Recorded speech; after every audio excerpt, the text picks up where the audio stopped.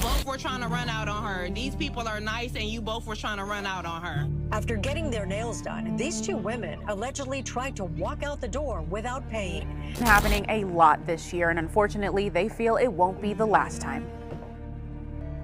A mad dash out the front door. 5 women bolt from this local nail salon without paying their tab. Nail salons in Utah are on high alert after scammers have taken advantage of more than 50 salons over the past few days. Fox 13 News reporter Darian DeBrule spoke with a salon that was almost scammed and has tips on how to avoid being tricked. It is 4:17 in the morning in Chicago, Illinois. The streets of the North Shore suburbs are silent. Snow dusts the sidewalks outside row after row of nail salons, beauty supply shops, and strip mall storefronts. The signs are dark. The parking lots are empty. Nothing stirs. Nothing suggests danger. Then the silence shatters. More than 140 federal agents, FBI, ICE, Homeland Security Investigations, the EARS Criminal Investigation Division, and the Financial Crimes Enforcement Task Force descend on 31 locations simultaneously across the greater Chicago metropolitan area. Armored vehicles roll, K-9 units advance. Tactical teams breach doors with battering rams while others move through rear exits with night vision equipment drawn. In under 4 minutes, it is over. By the time the sun rises over Lake Michigan, 209 individuals are in federal custody. Agents have seized more than $48 million in laundered cash, vacuum sealed and stacked in denomination bundles hidden behind salon walls, in freezer units, and beneath the floors of strip mall back offices.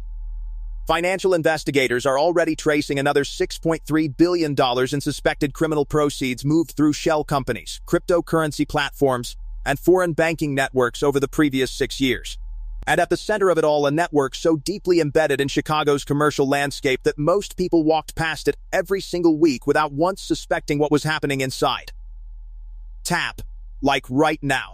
What federal agents found inside those salons will permanently change how you see the businesses in your own neighborhood.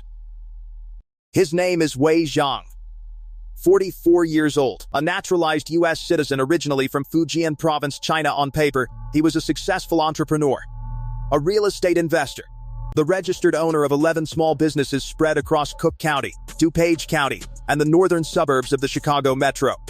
Neighbors described him as quiet, professional, someone who attended local Chamber of Commerce events and sent holiday cards to his commercial tenants. But federal prosecutors tell a very different story. According to a 47-count federal indictment unsealed on the morning of the raid, Wei Zhang was not a businessman. He was the financial operations chief and network kingpin of one of the most sophisticated transnational money laundering syndicates ever dismantled on U.S. soil, the Chinese organized crime network he led, referred to internally by investigators as the Jade Corridor, had been operating in plain sight across the American Midwest for over 6 years. The investigation that brought him down did not begin with a tip or a wiretap. It began with a single flagged wire transfer, $340,000 moved through a shell company registered in Delaware to a foreign-owned holding firm in the Cayman Islands. A Treasury Department analyst noticed the pattern. That pattern led to a second transaction, then a third. 14 months later, Operation Silent Curtain was born. Comment exposed below if you believe an operation this size could not have survived this long without protection from somewhere inside the system. The first agents through the door of Wei Zhang's primary Schaumburg location expected to find what the warrant described: a commercial nail salon, cash registers, employee records. What they found instead was a layered criminal operation hidden behind 43 bottles of acetone and a row of pedicure chairs. Zhang was already awake when agents breached the door. He sat at the back counter with both hands visible on the surface, his expression flat and unreadable, as though he had been expecting them for some time. Agents secured him without resistance. Then they started pulling the place apart. Behind a supply closet, underneath shelving stacked with gel kits and cuticle tools, agents discovered the first cash. 18 vacuum-sealed bundles, mixed denominations, approximately $2.1 million. A money-counting machine sat on the floor beside them, still plugged in. In the basement, reached through a door that had been plastered over and painted to match the surrounding drywall, investigators found a fully operational cash processing room. Stainless steel tables, industrial vacuum sealers, a currency sorting unit capable of processing more than $500,000 per hour, ledgers handwritten, in Mandarin covering more than 200 individual client accounts. Simultaneously, across the Chicago metro, 30 other locations were being hit at the same moment.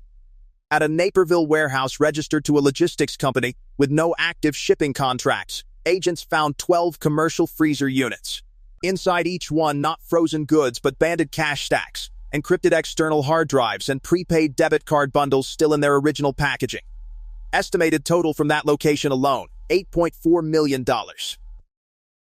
At a Chinatown residential building, PSI agents recovered encrypted laptops and a surveillance system monitoring 6 separate salon locations in real time, fed through commercial-grade cameras disguised as ceiling fixtures. Someone had been watching. Someone always had been. At a transit house in Bridgeport, agents found forged business license documents, stacks of fake employment records, and communication equipment connected to an international relay server. 12 individuals found inside could not produce valid immigration documents. If this shocks you, understand that this is only what was visible in the first hour. Hit like so this story keeps moving. The real discovery came 3 hours into the Schaumburg search. A forensic agent noticed an irregularity in the basement floor. One section, roughly 6 feet by 4 feet, had been poured at a slightly different time than the surrounding slab, a variation visible only under ultraviolet light. It took 31 minutes to cut through. Beneath the false floor panel, investigators found a fireproof document safe. Inside the safe, external drives containing 6 years of financial transaction records. A ledger system mapping more than 800 shell entities across 14 countries. And a client directory. That directory contained the names of over 1,200 individuals and businesses that had used the network to move money from Chicago to Hong Kong, Macau, Vancouver, and Mexico City using a process federal prosecutors describe as a layered mirror transfer system. Cash entered the Salon network as service revenue. It was logged, processed, and split into micro-deposits across dozens of accounts, then reassembled offshore as clean investment capital. The $6.3 billion figure investigators attached to the network is not theoretical. It is drawn directly from transaction records recovered that morning. Wei Zhang did not build this operation alone. Federal charging documents name 41 co-conspirator salon managers, accountants, a commercial real estate broker who helped structure the shell company acquisitions, and 3 individuals identified as couriers who moved physical cash between Chicago, Detroit, and Toronto on a rotating 2-week schedule. Type justice below if you believe every single person on that list should face the full weight of federal prosecution. The businesses looked like every other nail salon on every other strip mall in every American suburb. That was the point. Investigators working the case described the network's genius as its relentless ordinariness.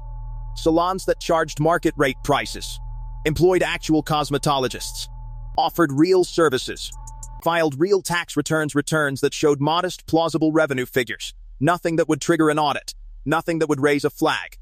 Underneath that surface, a machine was running. Cash generated by criminal enterprises, fraud networks, smuggling operations, foreign crime syndicates was being handed off at salon counters across Chicago, processed through the basement operations, and sent abroad as clean capital within 72 hours. Federal prosecutors estimate the network processed between $80 and $120 million in illicit funds per month at its operational peak. The salons were not incidental, they were chosen deliberately. Cash-heavy, difficult to audit, staffed by workers with limited ability to report concerns. Located in commercial corridors busy enough that high-foot traffic never raised questions. Every detail was engineered for invisibility. Share this video right now. They count on the fact that most people assume something this large could not be hiding in a strip mall. Wei Zhang appeared in federal court in the Northern District of Illinois later that same morning, shackled at the wrists. He did not enter a plea. His attorney requested a bail hearing. The government moved to detain him as a flight risk and a danger to the integrity of the ongoing investigation, citing both his financial resources and documented ties to overseas networks. The judge agreed. Of the 209 individuals arrested across the operation, federal prosecutors have announced charges ranging from money laundering, conspiracy and structuring to immigration fraud, document forgery, and racketeering under the RICO statute. 31 individuals face charges that carry potential sentences of 20 years or more. 14 individuals have already indicated they intend to cooperate with investigators. Federal sources suggest that cooperation is already generating new leads that extend well beyond Chicago. The investigation, according to a statement from the U.S. Attorney's Office for the Northern District of Illinois, is not closed. It is expanding. This is not an isolated event. Federal task forces working financial crimes have documented exponential growth in nail salon money laundering operations over the past decade, particularly in metropolitan areas with dense commercial strip mall corridors and high volumes of small business cash transactions. Chicago, Houston, Los Angeles, and New York have all seen coordinated enforcement actions targeting similar networks. The United Nations Office on Drugs and Crime estimates that transnational criminal organizations move more than $150 billion annually through front business networks in North America and Europe alone. Most of it moves through businesses that look completely legitimate. Most of it is never traced. Operation Silent Curtain is one of the largest single operation disruptions of a money laundering front business network in American law enforcement history. But the agencies involved are explicit about what that means. This is not the end. These networks adapt. They relocate. They change names, change structures, change which city they operate in. What was dismantled in Chicago this morning will be rebuilt somewhere else unless the public, the financial system, and local law enforcement remain actively engaged. The fight against transnational financial crime does not happen in the dark.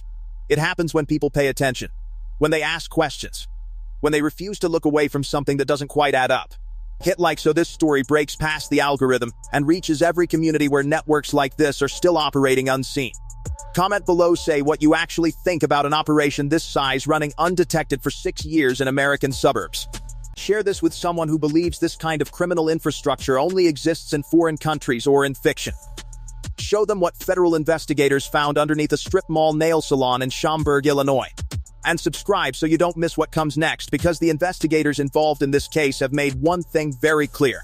There are more locations. There are more names on that list. This is not the end of the story.